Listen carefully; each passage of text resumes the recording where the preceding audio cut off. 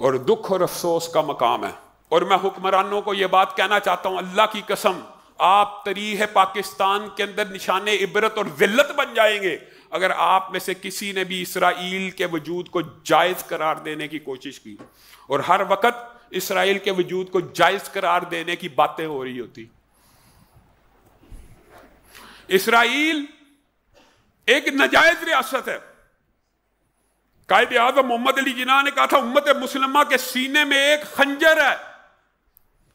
آپ اس کو جائز ریاست مانیں گے؟ آج کے بعد اسرائیل کو نام دینا چاہیے تو مقبوضہ فلسطین کا دینا چاہیے. ہم نے آج تک کشمیر کے اوپر انڈیا کا تسلط قبول کیا. کیا کہتے ہیں؟ مقبوضہ کشمیر. مقبوضہ کشمیر کہتے ہیں نا، انڈین آکوپائیڈ کشمیر، مقبوضہ کشمیر. تو اسرائیل نہیں ہے بلکہ مقبوضہ فلسطین ہے. اس کو کبھی بھی جائز اور قانونی اور اخلاقی ریاست نہیں مانا جا سکتا.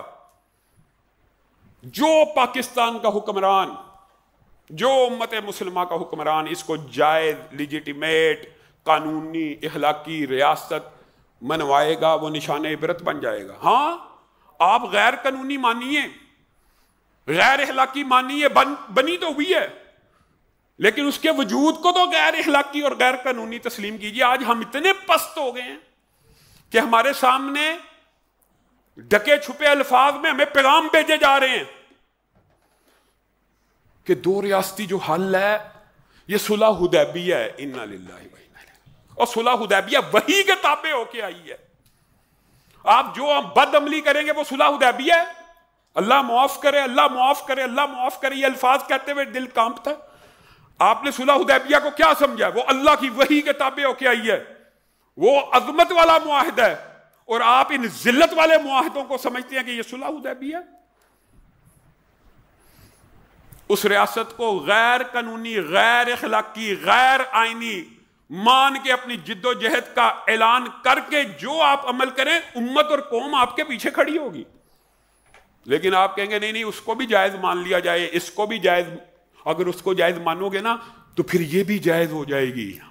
اس طرح کی باتیں کرتے مسلمانوں کے ساتھ یہ جو کھیل ہے. شہباز شریف صاحب نے کل پاکستان کے عوام کے غم و غصے کو دیکھتے ہوئے ایک ٹویٹ کی ہے.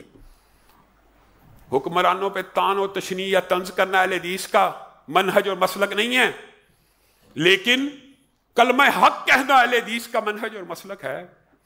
شہباز شریف نے ٹویٹ کیا ہے یہ جی انسانیت کا جو قافلہ ہے اس کے جو شرکاء ہیں ان کی گرفتاری کے اوپر بڑا افسوس ہے اور میرا مطالبہ ہے.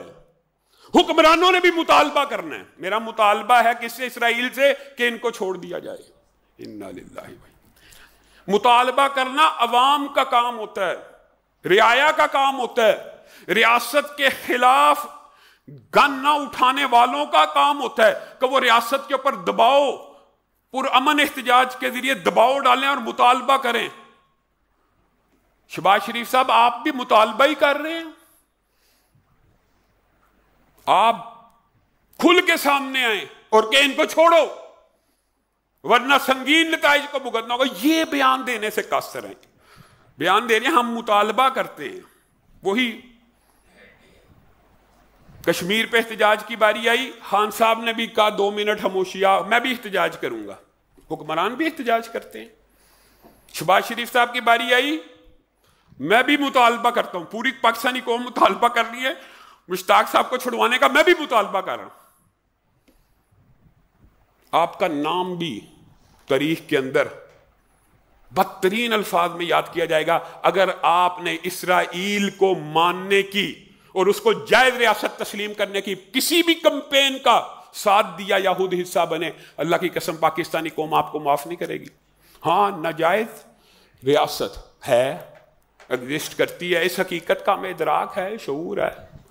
لیکن میں اگر سوختہ سامہ ہوں تو یہ روزے سیاہ خود دکھایا ہے میرے گھر کے چراغاں نے مجھے. وہ ہے، اگر ہے تو اس کے خلاف جد و جہد کرنی ہے کہ اس کو قبول کرنا.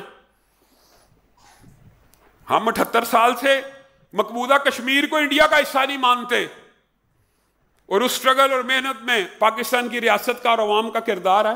وہ کم از کم اس کردار کو ہی زندہ رکھو. تم لیجیٹیمیٹ کرنا چاہتے ہو اس کے قبضے کو، اس کے تسلط کو ماننا چاہتے ہو کہ 2 ریاستی حل اس طرح مان لیا جائے جیسے ٹرمپ صاحب نے کہا ہے، یہ نہیں مانا جائے گا۔ یہ امت مسلمہ کا کوئی فرد، کسی ملک کا کوئی شہری، کسی ملک کا کوئی باسی اسرائیل کو جائز ریاست ماننے کے لیے تیار نہیں۔ آپ تیار ہیں؟ بتائیے۔